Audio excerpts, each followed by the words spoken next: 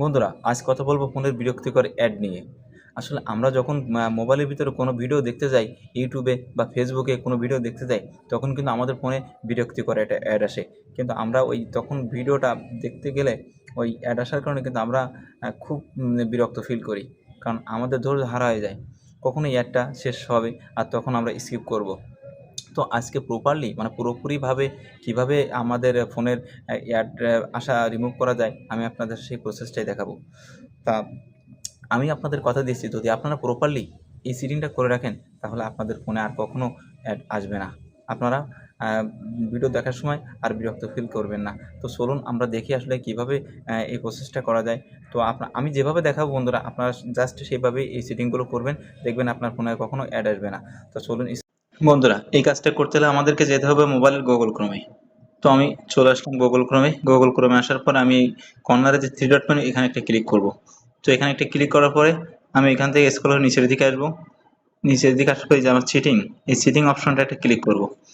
Sitting অপশনে click করার পরে জাস্ট আমাদের সামনে এরকম একটা পেজ আসবে। তো আমরা স্ক্রল করে নিচের দিকে আসবো। তো এখানে লেখা আছে যে প্রাইভেসি অ্যান্ড সিকিউরিটি, এখানে একটা ক্লিক করব আমরা। ক্লিক করার পরে আমাদের আরেকটু নিচের দিকে আসতে হবে। নিচের দিকে আসার পরে এই যে অ্যাড প্রাইভেসি, এখানে একটা ক্লিক করব। তো আমাদের এইরকম একটা পেজের সামনে নিয়ে আসলো। তো আমাদের কাজ কিন্তু বন্ধুরা এই পেজেই, ঠিক আছে। আমরা এখান থেকে এটা ডিজেবল করা আছে, এটাকে আমরা এনেবল করা আছে, এটাকে আমরা ডিজেবল করে দিব। তো আমরা এটাকে অ্যাড টপিকসে ক্লিক করব। এটা কিন্তু আমার এনেবল করা আছে, তো আমরা এটাকে ডিজেবল করে দেবো, একটা অফ করে দিব। অফ করে দেওয়ার ব্যাগে আসবো।